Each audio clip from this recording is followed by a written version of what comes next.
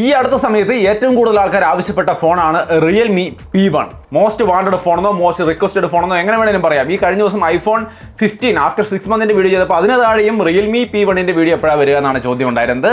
So ഇന്ന് അതിന്റെ ഒരു വീഡിയോ ആയിട്ട് നമ്മൾ വരികയാണ്. ആദ്യം തന്നെ ഒരു ക്വിക്ക് അൺബോക്സിംഗ്. ഇതിനകത്ത് വേറെ പ്രത്യേകിച്ചൊന്നും പറയാനില്ല. ഒരു ബോക്സ്, അതിനകത്ത് കേസ്, ഡോക്യുമെന്റേഷൻ, സിം ടൂള്, അത് കഴിഞ്ഞാൽ ഫോൺ ഇരിക്കുന്നുണ്ട്. ഫോൺ കൂടാതെ ഒരു ചാർജർ, ചാർജിങ് കേബിൾ, ഇത്രയും കാര്യങ്ങളാണ് മാറ്റി വയ്ക്കാം. അൺബോക്സിംഗ് ഒക്കെ ഒരുപാട് കണ്ടു കാണുമല്ലോ നിങ്ങൾ ഇതിന്റെ അല്ലേ. സോ അപ്പോൾ ഇതാണ് റിയൽമി P1 എന്ന ഫോൺ. അത്യാവശ്യം ഡീസെന്റ് ആയിട്ടുള്ള ഒരു ഡിസൈനാണ്, ലൈറ്റ് വെയിറ്റ് ആണ്, കംഫർട്ടബിൾ ആണ്, പ്രശ്നമൊന്നും കാണാനില്ല. റിയർ സൈഡ് പ്ലാസ്റ്റിക് ആണ് മെറ്റീരിയൽ. ഫ്രണ്ട് ഡിസ്പ്ലേയുടെ പ്രൊട്ടക്ഷൻ ഏതാണെന്ന് കൃത്യമായിട്ട് എനിക്ക് പിടികിട്ടിയില്ല. എന്നാലും ബിൽഡ് ക്വാളിറ്റിക്കൊന്നും പ്രശ്നം കാണാനില്ല. ഡീസെന്റ് ആയിട്ടുള്ള നല്ലൊരു ലുക്കുള്ള ഫോണാണ്. പക്ഷേ ഭയങ്കര ഒരു പ്രീമിയം ലുക്ക് എന്നൊന്നും പറയാനില്ല, എന്നാലും നന്നായിരിക്കുന്നു. ഈ ഫോണിന്റെ പവർ എന്ന് പറയുന്നത് ലുക്കിലൊന്നും അല്ല ഇരിക്കുന്നത്, മെയിൻ ആയിട്ട് ഇതിന്റെ പെർഫോമൻസ് ആണ്. 15,000 താഴെ ഏറ്റവും മികച്ച പെർഫോമൻസ് തരുന്ന ഫോൺ എന്ന രീതിയിലാണ് ഇത് വന്നിരിക്കുന്നത്. ഡയമൻസിറ്റി 7050 എന്ന പ്രോസറാണ് ഇതിനകത്തിരിക്കുന്നത്. ഈ ഒരു പ്രൈസിന് വൺ ഓഫ് ദി ബെസ്റ്റ് എന്ന് പറയാം. 15,000 രൂപ റേഞ്ചിലാണ് പറയുന്നത്. 15,999 ഇതിന്റെ 6GB വേരിയന്റിന്റെ വില വരുന്നത്. തീർച്ചയായിട്ടും one of the best performing phone എന്ന് പറയാം. 6GB റാം 128GB സ്റ്റോറേജും 8GB റാം 256GB സ്റ്റോറേജും വരുന്നുണ്ട്. VC കൂളിംഗ് സിസ്റ്റം ഒക്കെ ഇതിനകത്ത് സപ്പോർട്ട് ചെയ്യുന്നുണ്ട്. അതുകൊണ്ട് തന്നെ ഗെയിം കളിക്കുമ്പോഴും ഓവറായിട്ട് ഹീറ്റ് ഒന്നും ആവില്ല. ഞാൻ BGM ഒക്കെ കളിച്ച് നോക്കി, ഇതാ നിങ്ങൾക്ക് ഇവിടെ കാണാം കണ്ടോ. അത്യാവശ്യം സ്മൂത്ത് എക്സ്ട്രീമിൽ നമുക്ക് ഇതിനകത്ത് BGM കളിക്കാം. ഈ പ്രൈസിൽ ഒരു ഫോണിൽ ഇത് ഇത്തിരി റയർ ആണ്.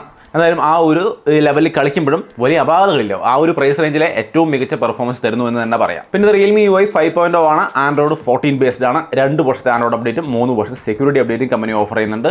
ഈ പ്രൈസിന് തീർച്ചയായിട്ടും നന്നായത്. സാംസങ്ങിനേക്കാൾ കൂടുതൽ ഓഫർ ചെയ്യുന്നുണ്ട്. ബട്ട് ഇവിടെ കുറച്ചും കൂടി നല്ലതാണല്ലോ കാര്യങ്ങൾ, ബാക്കിയുള്ള ഘടകങ്ങൾ കൂടി.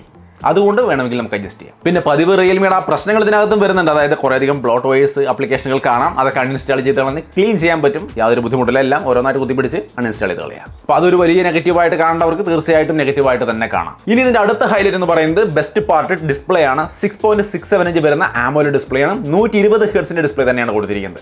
2000 നിറ്റ്സിന്റെ പീക്ക് ബ്രൈറ്റ്നസ് കൊടുത്തിട്ടുണ്ടെങ്കിലും 600 നിറ്റ്സിന്റെയാണ് നോർമൽ ബ്രൈറ്റ്നസ്. എന്നാലും വലിയ തരക്കേടില്ലാത്ത ഒരു വിസിബിലിറ്റിയും കാര്യങ്ങളൊക്കെ ഉണ്ട്. ഔട്ട്ഡോറിൽ, ഇൻഡോറിൽ ഒരു പ്രശ്നവുമില്ല, സെറ്റാണ്. സോ വിഷ്വൽ ക്വാളിറ്റിയിലൊന്നും പ്രശ്നങ്ങളില്ല. ഞാനിവിടെ ചില വീഡിയോസ് ഒക്കെ പ്ലേ ചെയ്ത് കാണിക്കുന്നുണ്ട്. ഡീസന്റ് ക്വാളിറ്റി ഡിസ്പ്ലേ ആണ്. പിന്നെ ഇൻ ഡിസ്പ്ലേ ഫിംഗർ പ്രിന്റ് സെൻസറാണ് വരുന്നത്. അതിന്റെ പെർഫോമൻസിൽ യാതൊരു പ്രശ്നമില്ല, നിങ്ങൾക്ക് ഇവിടെ കാണാം കണ്ടോ. പിന്നെ മിനി ക്യാപ്സ്യൂൾ എന്ന് പറയുന്ന സംഗതിയുണ്ട്. ചാർജിങ്ങിന് ഇടുമ്പോൾ ആ ഒരു ഡൈനാമിക് ഐലൻഡിന്റെ ആ ഒരു സെറ്റപ്പ് ഉണ്ടല്ലോ ആപ്പിളിന്റെ, ആ ഒരു സംഭവം പോലെ ഇവിടെ ഇങ്ങനെ ആനിമേഷൻ ഒക്കെ വരുന്നുണ്ട്. അതും ഒരു രസമായി. സോ മൊത്തത്തിൽ ഡിസ്പ്ലേയുടെ ഭാഗവും വളരെ നന്നായിട്ടാണ് ഈ ഒരു ഫോണിൽ വന്നിരിക്കുന്നത്. വൺ ഓഫ് ദി ബെസ്റ്റ് എന്ന് തന്നെ പറയാം. ഇനി ബാക്കിയുള്ള ഘടകങ്ങൾ നോക്കിയാൽ 5000 mAhന്റെ ബാറ്ററി, 45 വാട്ടിന്റെ ഫാസ്റ്റ് ചാർജിങ് സപ്പോർട്ട് ചെയ്യുന്നുണ്ട്. ചാർജർ ബോക്സിലുണ്ട് എന്നുള്ളതും ഹൈലൈറ്റ് ആണ്. റിവേഴ്സ് ചാർജിങ് സപ്പോർട്ട് ചെയ്യുന്നുണ്ട്. വേണമെങ്കിൽ ഈ ഫോണിൽ നിങ്ങൾക്ക് മറ്റൊരു ഫോണിലേക്ക് ചാർജിങ് കേബിൾ വെച്ച് ചാർജ് ചെയ്യുമ്പോൾ ആ ഫോൺ ചാർജ് ആവും. റിവേഴ്സ് ചാർജിങ് സപ്പോർട്ട് ചെയ്യുന്നുണ്ട്. ഒരു നല്ല അഡ്വാൻറ്റേജ് ആണ്. പിന്നെ ഇതിന്റെ ഡിസൈൻ ഒക്കെ നോക്കിക്കഴിഞ്ഞാൽ ഒരു നല്ല കാര്യം, ഫ്രണ്ട് ഡിസ്പ്ലേയിൽ നമുക്ക് പഞ്ച് ഹോൾ ഡിസ്പ്ലേ ആണ് വരുന്നത്. ഒപ്പം തന്നെ സൈഡൊക്കെ വളരെ സ്ലിം ആയിട്ടാണ് കൊടുത്തിരിക്കുന്നത്. സോ അത് കാണാൻ രസമായിട്ടുണ്ട്. താഴെ type C port, dual nano SIM speaker grill, right സൈഡിൽ power button, volume button, left സൈഡിൽ ഒന്നുമില്ല. ടോപ്പിൽ നോയ്സ് ക്യാൻസലിംഗ് മൈക്രോഫോൺ ഉണ്ട്, സ്പീക്കർ ഗില്ലുണ്ട്, 3.5mm ജാക്കും വരുന്നുണ്ട്. ഡുവൽ സ്റ്റീരിയോ സ്പീക്കർ ആണ്. സൗണ്ട് ക്വാളിറ്റി ഞാൻ കേൾപ്പിച്ചു തരാം.